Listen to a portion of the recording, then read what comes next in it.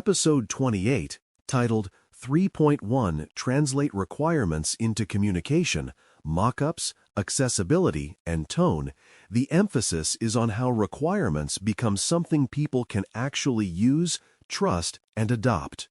A requirement that stays trapped in vague language does not guide analysis, and it rarely survives contact with real data and real stakeholders. Clear communication turns a request into a shared target, so the right work happens at the right level of detail, and surprises show up early instead of in the final delivery. That matters on the CompTIA Data Plus exam because many scenarios test whether the analyst can reduce ambiguity, not just compute an answer. It also matters at work because adoption often depends less on technical brilliance and more on whether the output matches what people truly needed. A reliable translation step is to restate the request as a measurable question and a concrete outcome, because questions create focus and outcomes create accountability. A request like "show engagement" becomes clearer when it is reframed into something that can be answered, such as whether engagement is rising, falling, or stable for a defined population and a defined time window. The measurable part forces the conversation toward a unit of measurement, a time frame, and an expected direction of change that can be validated. The outcome part clarifies what will be delivered, whether it is a summary statement, a table of results, a recurring report, or a narrative explanation that supports a decision. When the question and outcome are explicit, later debates shift from "what did we mean" to "what does the data show?" Audience constraints shape every good requirement because the same truth can be communicated in ways that either land well or fail completely. Time constraints determine whether the audience needs a fast directional read or a deeper breakdown that supports debate and follow-up actions. Skill constraints determine how much statistical language is appropriate, how much context must be included, and whether the audience can interpret nuance like confidence, missingness, or sampling effects. Urgency changes the tolerance for delay and the tolerance for imperfect data because some audiences need a timely estimate while others need a slower, audited number. A seasoned analyst treats these constraints as part of the requirement rather than as a separate concern, because the right output is the one the audience can understand and act on. Mock-ups are often the fastest way to reduce ambiguity, and they can work even when no visuals are shared by using verbal sketches of the desired output.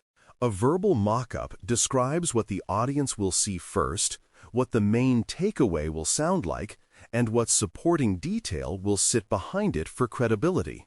This can be as simple as describing a headline statement followed by a few supporting numbers that confirm scope, time frame, and segment coverage, all expressed in plain language.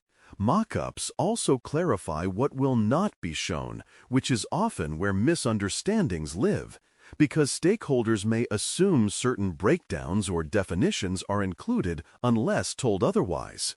When a mock-up is narrated clearly, it becomes a shared mental image that guides both analysis and review. Tone is not decoration, because tone influences whether stakeholders hear the message as helpful evidence or as criticism. High-stakes contexts, such as reporting a material business impact or a sensitive operational gap, call for a calm, factual tone that focuses on what the data indicates and what uncertainty remains. Low-stakes contexts can tolerate a lighter tone, but even then it should avoid sarcasm or informal phrasing that can be misread across teams. A blame-seeking tone often triggers defensiveness, which encourages people to attack the data instead of using it, so the safer approach is to describe the finding, describe the supporting evidence, and describe what would confirm or refute the interpretation. Tone that matches the stakes helps adoption because it respects the reality that data often reflects messy systems and messy processes, not individual failure. Accessibility basics belong in requirements translation because an output that cannot be read or understood is functionally incorrect. Readability includes using simple language, defining terms that have multiple interpretations, and keeping sentences structured so the main point is not buried.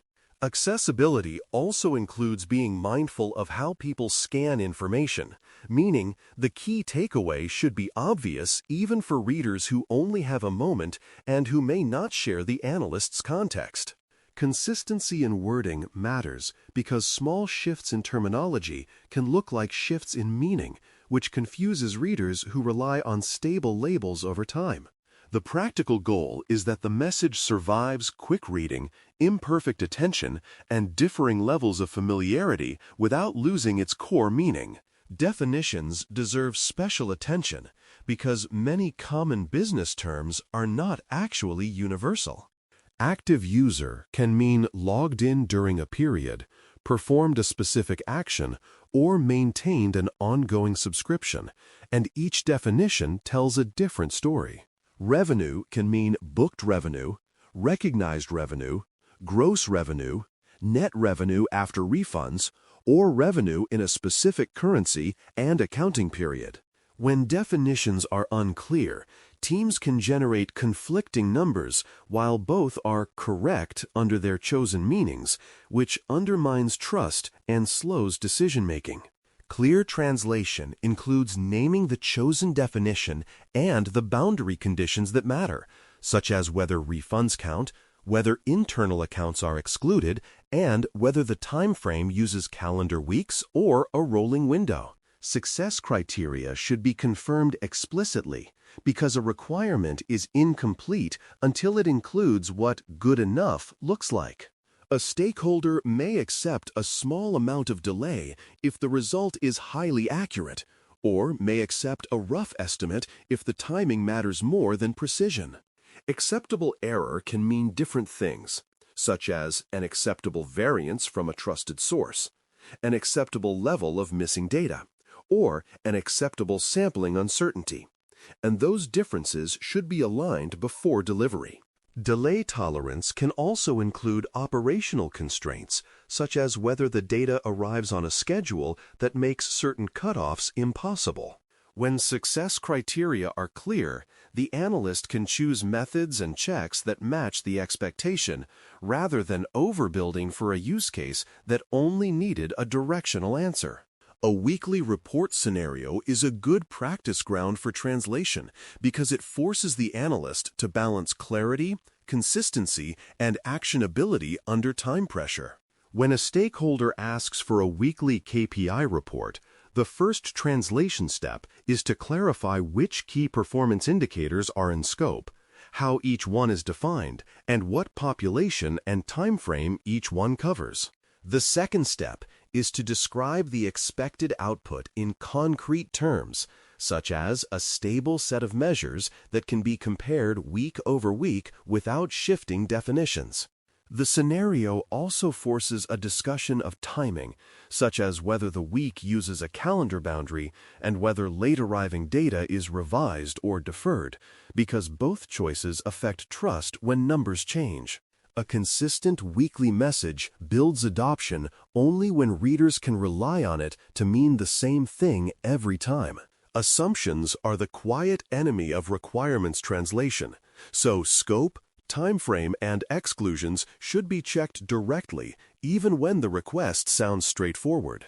Scope includes what is included and what is not, such as whether the analysis covers one product line or all products, one region or all regions, and one channel or all channels.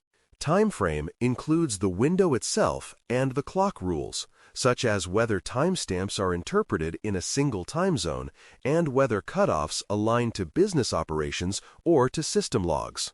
Exclusions include internal traffic, test accounts, fraud filters, refunds, and other categories that can materially change results while remaining invisible unless discussed.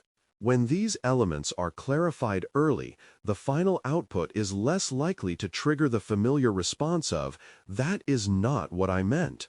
Capturing requirements in a concise summary is valuable because it gives everyone a shared reference point that can be repeated accurately. The summary should restate the measurable question, the intended outcome, the key definitions, and the agreed constraints on time, scope, and audience needs, all in plain language. The best summaries also include what is explicitly out of scope, because that prevents later expansion that turns a clear request into an endless project. A concise capture supports handoffs, because if someone else must review, approve, or maintain the output, they can understand the intent without reconstructing the original conversation. When requirements can be repeated consistently by others, the team has moved from vague intent to an operational agreement. Understanding is validated when key decisions are repeated back clearly, because repetition reveals mismatches while there is still time to correct them. The repeat back should confirm the chosen definitions, the population in scope, the time frame boundaries, and the level of detail expected in the output, with attention to the elements most likely to be misunderstood. This is not about rehearsing every detail, but about confirming the decisions that would change the meaning of the result if they were wrong. It also helps to restate any trade-offs that were accepted, such as accepting a brief delay for more completeness, or accepting a small amount of uncertainty for faster delivery. When the repeat back matches what stakeholders believe they asked for, the analysis phase starts on stable ground.